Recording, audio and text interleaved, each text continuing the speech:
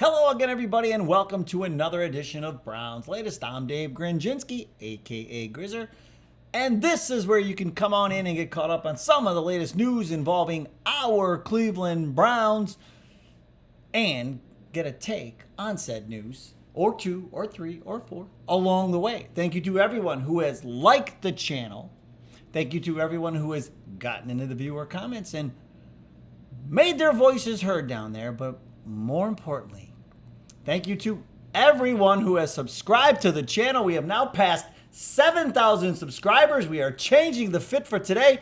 We're going with the Orange Browns t-shirt, but you know what? I'm going to throw this in for good measure. We'll go with the Guardians bucket hat because they thank God they did not trade Stephen Kwan. Cleveland would have lost it. They might have burned the city down if they traded Kwan the other day. So we'll go in honor of that. We'll go with the Guardians bucket hat with the orange-brown t-shirt. And now let's get on with the show. Back to work in Berea yesterday. Kenny Pickett returns. But it wasn't him who had a very rough day running the offense. Former Buckeye Terry McLaurin wants out of Washington. And the Browns, everybody's keep bringing Denzel Ward. Everybody's bringing him up. Say, hey, let's get him over here. I'm here to tell you why you won't see him paired up with Jerry Jeudy in 2025. Now, hey, depending on how things go in Carolina next week, could one of our rookie quarterbacks be put on the trading block? One NFL analyst thinks so. And then down in the viewer comments, all right, we're going to take a minute to talk about Jimmy Haslam. But first things first. It's Saturday.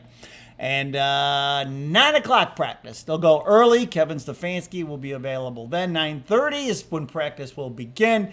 And then players will talk after the fact. No availability tomorrow. So there may be some light work for some guys. But for the most part, there won't be a practice tomorrow. And then Monday, I'll be out there Monday. That's my plan. I'm going to be out there Monday. And I got to get a first-hand look at everything. So Tuesday's show should be interesting. And then even Wednesday. But Tommy Reese will talk. And right now, fans think the offense is going to be at least average this year. Nobody thinks it's going to be outstanding. But yesterday's practice, the offense, for the most part, was only okay. But we'll also hear from Jim Schwartz and Bubba Ventrone on Monday. And so that'll be interesting. But I'll be out there, and I'll get to see everything firsthand. Can't wait. I'll probably be sweating. But let's talk about yesterday. Kenny Pickett returned, but limited. He didn't do any team drills. Greg Newsome, he just took over for Martin Emerson. He breaks up a pass from Flacco. He goes down holding his shoulder, but he came back. Everybody got scared, but he came back. Isaiah McGuire did not practice yesterday because of an illness. And then how about this? Carolina. This is Carolina week already, man. They're leaving Tuesday for Carolina. Got joint practice with them on Wednesday. And we've got the game. The first preseason game is next Saturday night. Friday night. It was a Friday night, yeah. And so, but the Panthers say they are playing their starters. And Bryce Young may even get some time. Kevin Stefanski, non-committal. I got a feeling we're going to see some of the starters. Hey, the other thing with the fit I threw in, I got the glasses that might go dark on us. So I'm hoping they go dark on us. I'm really trying to change it up to celebrate 7,000 subscribers. But we don't know if the Browns starters are going to play yet. I think you might actually see you might see him for a series. I think, Flacco may get a series or so. I don't know. It depends how Pickett's hamstring goes.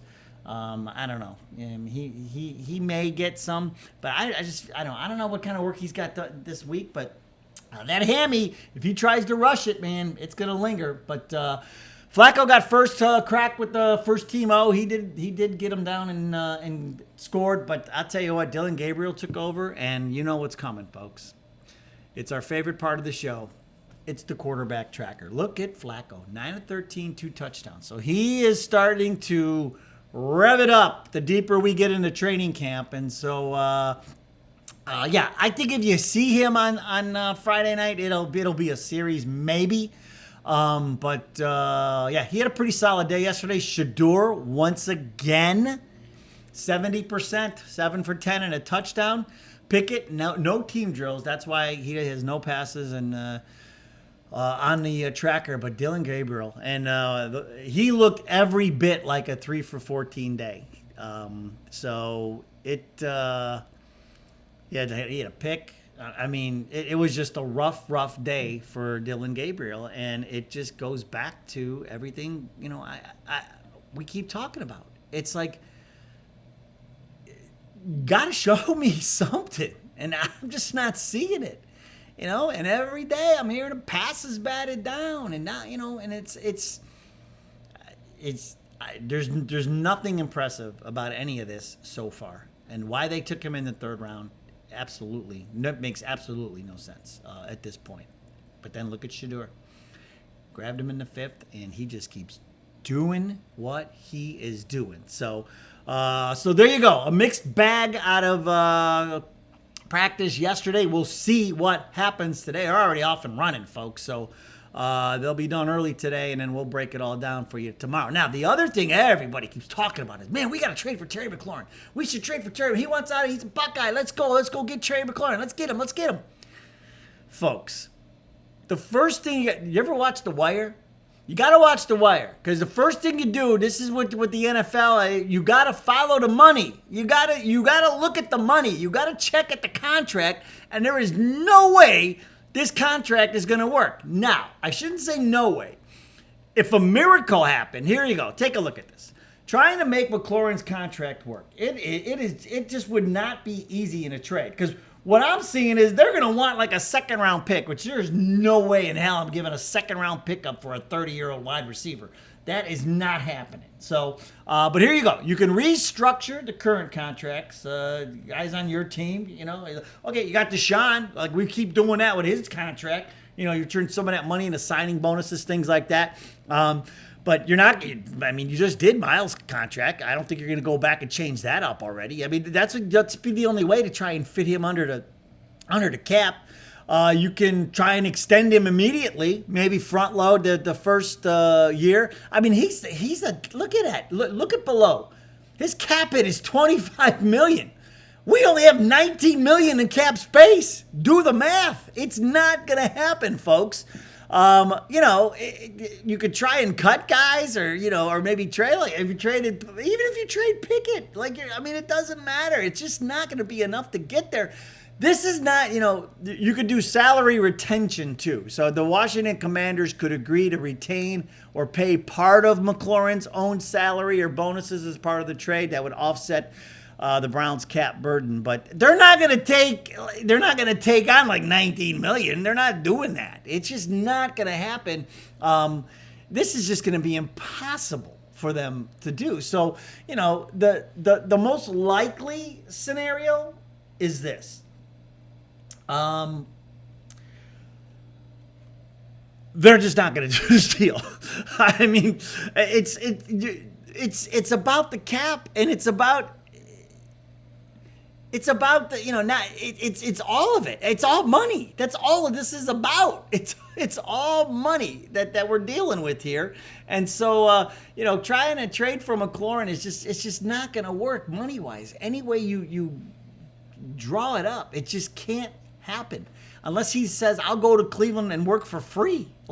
There's no way it's going to happen. Now, next year, when we get some of that insurance money back from Deshaun and there's going to be more cap, we're going to be close to $40 million in cap space, then you can talk about maybe landing a big-time wide receiver in free agency. The other thing is McLaurin's 30, man.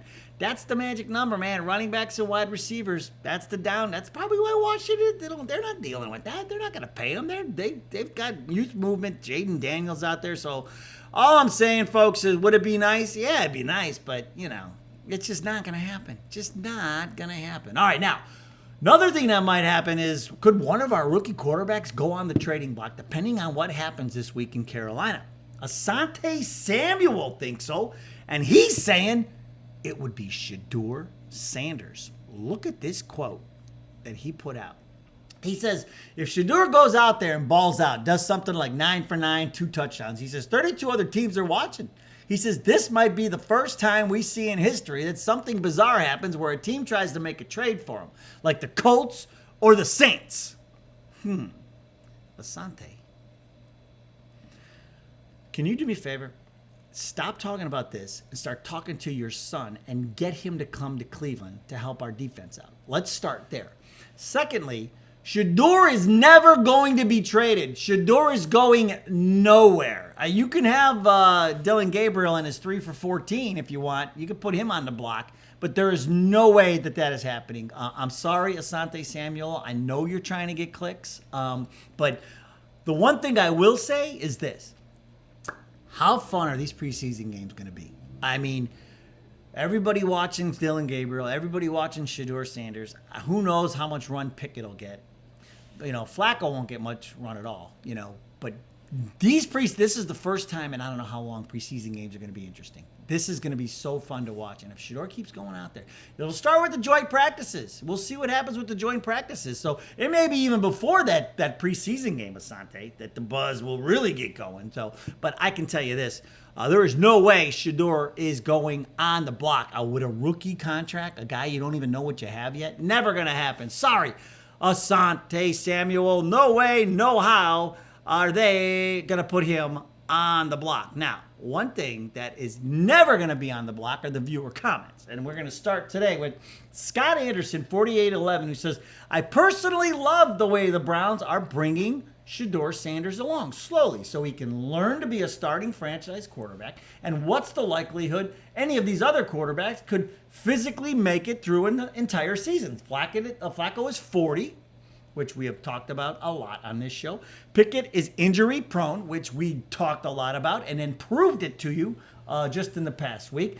Dillon is tiny. And then Scott goes on to say, Sanders will get a shot. He is learning humility, patience, the system, and building character. Love it. I predict he will be the franchise quarterback for our future. That is exactly the recipe that I would use, Scott Anderson. That's exactly what I want to see here. I want to see him just continue to build and grow and then take over when he's absolutely ready, because everything you say, everything that's in front of him comes with an asterisk. He's the only one without an asterisk. Remember that. All right, we'll go with 13 ProCal9, who says, Grizz, hey Grizz, you didn't address the owner saying Shedeur wasn't his choice.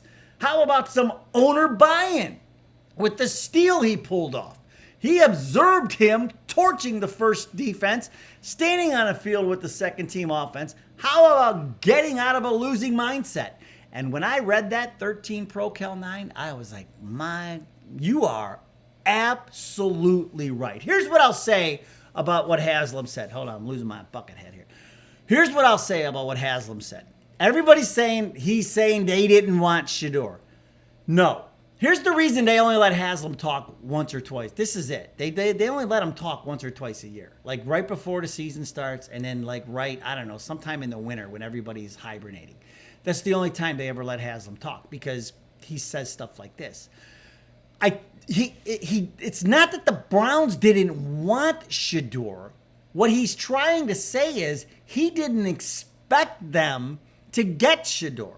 And what ProCal is saying here is exactly what he should have said. He should have leaned into it and said, I am so thankful. I am so glad that we got a first-round talent in the 5th round. Kudos to Barry and Stefanski for pulling it off. It's changing the mindset. Look at the people out here. Everything has been great. Shedeur is, helping the fire victims. He should have leaned into all of it. That's all he had to do. But I'm sure he doesn't listen to. I don't know who helps him with PR. I mean, I can help him if he wants to.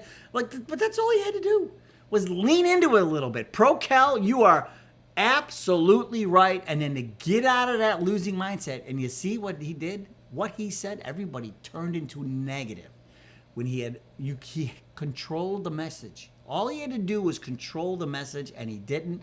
But again, folks, this is why you only see him once or twice in front of a microphone every single year. Reasons like this. So let's just move on. Shedeur 7 for 10 again today, just doing what we need him to do. Okay.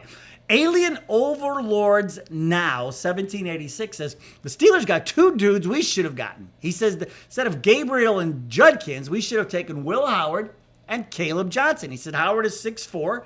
And Johnson is a great person and trustworthy. Sad Andrew Berry is not great. Well, hindsight is 2020. Nobody saw the Judkins thing coming, but I do agree with you on Will Howard. I think if we'd have taken, oh my gosh, people in Cleveland would be so happy if it was Shedeur and Will Howard, the 2 rookie quarterbacks that we took. Nobody, I mean, you heard Tharasso talk about it the other day. I mean, nobody understands. Even the most hardcore Brown fan understands why we took Dillon Gabriel in the 3rd round. If you want to take him in the 6th or 7th, whatever. 3rd round, nobody gets it, and look what's happening out at training camp right now. So, but yeah, the Steelers got our guy. The Steelers got Howard. What are we gonna do? All right. I remember I say, okay. So Jeff, I want to mention Jeff X McMeans 419, who said Colt McCoy had a long career. They took Whedon over Colt. Yeah, but we had Colt with us. That's what I just see. At best, I say that's what I see in Dillon Gabriel is a Colt McCoy. Yes, Colt McCoy had a long career, but he never really won anything. He had a long career. He was a great backup. He held a clipboard for a long time. I always thought he had the greatest job in the world because he never had to play, go out there. Remember when he was with us? He got destroyed in that one game with Pittsburgh. Like it just this Gabriel thing is not going to work. It's just not going to work. And if they keep sticking him out there like they've done with Mayfield and the rest of them, I'm going to lose my mind. All right, we're going to end on this. This is from Black Google 5666. He's talking about yesterday's show with, the other day with Tharasso. Yesterday's show with Tharasso. He says, this is one of your best shows ever. Great guests and fantastic inputs. I will tell Tharasso. And he says, your passion and energy are courageous as well. I appreciate that, Black Google. Look, I strive for actual and factual. I just want this team to win. We all do. We just want them to win. And I'm just super excited that people are latching on to our little show here. And I love the viewer comments and everybody gets involved. It's awesome. We got to change the fit today. 7,000 subscribers. I cannot thank you enough. And expect more of it. Once we get back, we're still with the Shedeurs, but this is the last day with we'll be back in the studio by Monday. And we are going to start building this show, folks. We'll have more interviews, things like that. We'll add guests to the show and all kinds of stuff. So once now that we're into the preseason games, we're going to start ramping it up. Well, maybe we'll watch some games together. But we'll definitely be talking about it right after the games too live. We'll get all that going. But can't thank you enough. Thank you for getting us to 7,000 subscribers. We'll see what happens today on the field. But man, oh man, Shedeur is taking over. Looks like he's got a beat on that.